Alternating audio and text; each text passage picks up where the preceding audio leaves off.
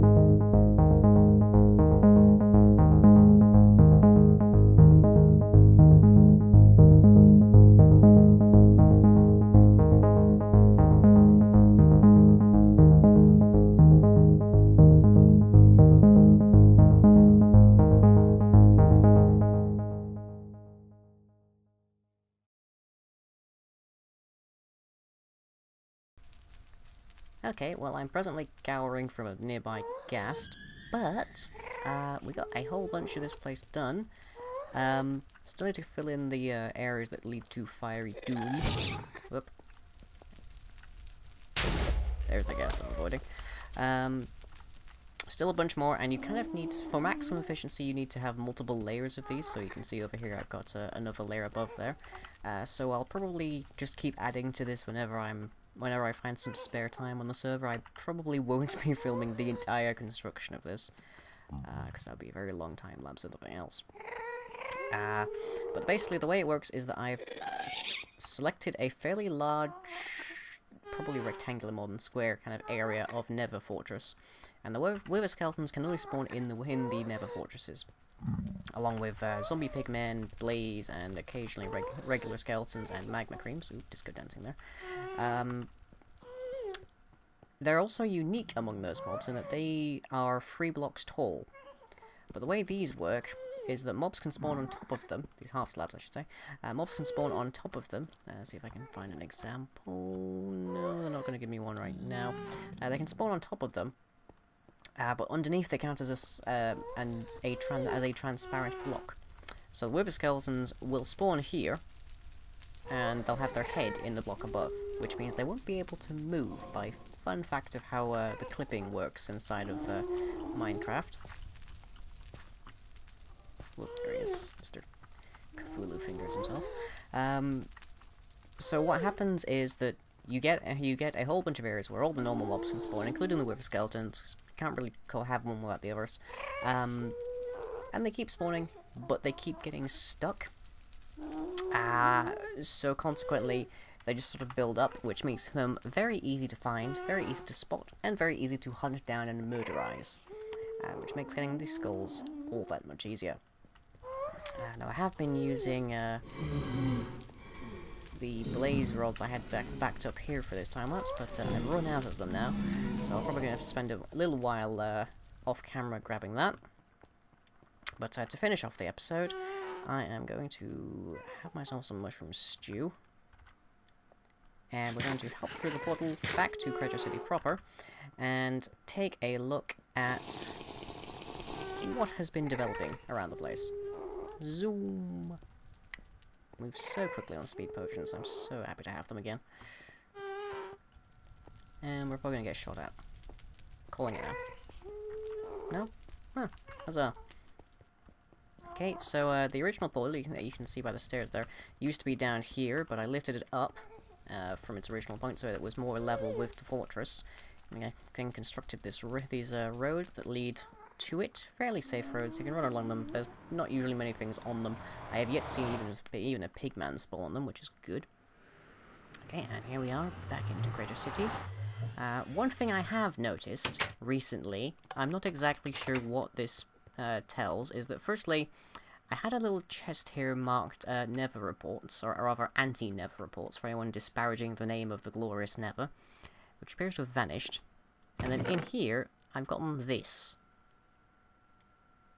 That refers to moistenator, but I'm not exactly sure what it means. Oop, faster than a closing door, apparently. But otherwise, the area has developed quite a bit. Goralov has a time-lapse on his channel for this rather lovely little sort of waterway. It looks kind of like a sewer over here, but waterway is what he says. A few more things have developed. We've got a few more buildings. There's Valeron's Sterling Tower over there. I don't know if Darza has put anything together, but let's see if I can remember this. This is Moistenator / Dan's place, and over here we have this is a keeper, also known as Passion. Apparently, you're here also known as Alpaca. His place. This is made out of the cyan wool, I believe, or maybe not the label, not the wool, the stained clay. Even though I don't really want to hit a piece out of chicken, but in the default texture pack, it's a lot more subdued. Here in Wayukian, it is bright. It's bright turquoise, so it's very interesting to see the comparison there. This is Geronimo's place. Yeah, fairly straightforward cubic house. This was put together by Ethan. female attendant available next door at the Pink Flamingo, which is presently under investigation for drug dealing. Now, there is actually a piston under there, but you don't want to go down there really because there's no exit. This is Vexy's place. Vexy started Crater City, and if you didn't happen to know, she happens to she has a couple of equines, and she recently rebuilt her house. So if we saw this in an earlier video, I can't remember. It looks a lot different now. Looks a lot more modern kind of style. Yep, no touchy drug police. The Pink Flamingo is CQ's place. I don't know if she's around, or where exactly she is at the moment. What else do we have around here? Ooh, yep, there's CQ's horses and stuff. Over there is something I'll get to in a quick moment, but this is the more distinct development. This is the Villager Village, which is Vexy's project. Oh yeah, they even have their noises. The iron golems look really steampunk in this texture pack. It's pretty cool. Yeah, basically Vexy went on her Nurse Vexy way and managed to purify a few zombie villagers. This might be one of the originals, I'm not sure. Howdy there. And he is a librarian. The best kind to have, as we know from Nether Expedition. But yeah, this is all stained clay. These are adobe houses, which I think the Minecraft subreddit went crazy for whenever stained clay came out.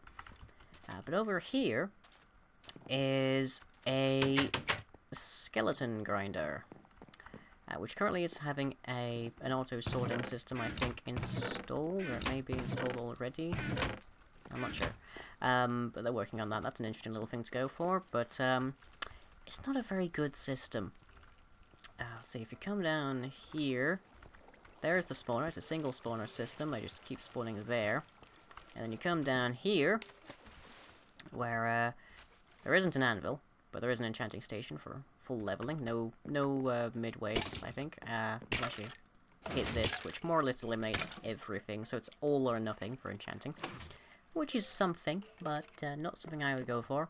And also, when you're down here, because this is just a straight drop, when you're down here, the skeletons are still out of range of the actual spawner, but so are you, so they don't actually spawn when you're down here, which is a bit of a downside, I would say. So let's see if I just go back up here and head on my merry way. There is a second skeleton grinder, which I've been working on. I'm just sort of in my downtime again. Apparently, I have a lot of downtime recently. How long do I have left on this? 2.5 minutes, right? Okay, now this is a fairly nice building. I think Daza is the one that added the flaming netherrack up there. Flaming netherrack makes a home. This is Growlof's, the garden. Ostensibly there is a secret lab under here, but I haven't checked. Doop, doop, doop. Don't think we can see off it in the distance there. But on the other side over there, I believe is Growlof's house, which has what would appear to be some kind of Prohibition-era booze making going on underneath. Doop, doop, doop, doop, doop, doop, doop. Super speed! Right, and through the glitchy blocking. That sounds like the name of a Minecraft band, the glitchy blocking. Let's have another speed potion up. Get some more stew. Don't think we need it just yet, but it's a full. And Iliup. Ow. I'm okay. Ow. I do have a full suit of diamond now, as well as a heavily enchanted diamond sword and diamond bow, so I don't really need to worry too much about the enchanting. Although it may become a valuable thing, because we have discovered very recently. I don't know if anyone's claimed these mountains, but I really should, because there's some cool little floating island pieces around here. Yes, follow the torches. That's what I need to do. We have found a stronghold. Before I get too distracted, before I lose my entire track of sentencing. So we've determined that in about a week or so, we're going to be facing the Ender Dragon. Ow. Which is going to be very fun, I should imagine, because believe it or not, this may surprise some, I've never seen an ender dragon. I've never faced one. I've never been, like, within the first few minutes of the end or anything. I've never seen an ender dragon. I've seen a wither when I was testing things inside of, like, Feed the Beast to see if it was possible to automate the slaughter of withers and such. Which it turns out it is, so that's fun. But I've never seen an ender dragon at all. I've only seen them in other people's videos. So that'll be an interesting experience. I will get that on camera. Oh, I don't know how many videos ahead that'll be. Yep, and here we are at the swamp. Took me ages to find this place. Once again, follow the torches. I may have laid these down when I was fleeing from a spider or 6. And my speed potion's off. Oh well. But it should start to come into sight about now. Yep, I can see the area. Because the skeleton spawner I've been working on is at -500, -500, which places it conveniently behind this. And this is Crater City's very first witch farm. Don't know if it has any witches. Apparently it has a pig. Are you a witch, piggy? Are you? Look at me when I'm talking to you. Okay, you're a bit funky.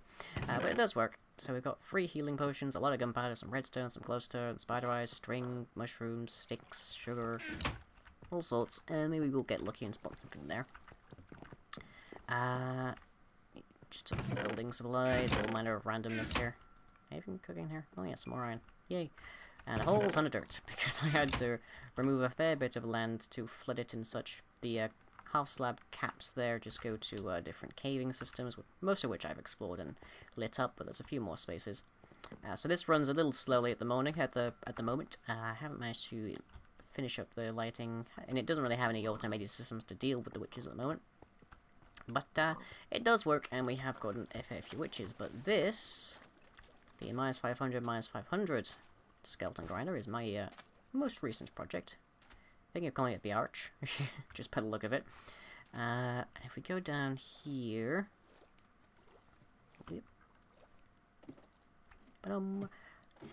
Okay, so, if we hang around here, it shouldn't take too long to see what's going on. What happens here is that beneath us is 2 different skeleton spawners, which means they spawn quite a bit faster than the one back at spawn. And we are standing on the very edge of where you have the very edge of their shared spawning space, which means like a skeleton spawner, any mob spawner I think has a range standardly of 16 blocks. We're at the edge of the 16 blocks for both of them, which means they're both active, which means they're both spewing at skeletons, which then get loaded up there by this elevator. They go along, and they drop about 18 blocks or so, which leaves them on, I think, 1 heart, but I tried raising it, and it just ended up killing them automatically, so I don't know, it's weird. I have a few stone swords here for that purpose. But because unlike the one at spawn, yep, see that's building up quite happily, and they will keep coming while we're stood here, so it just keeps going.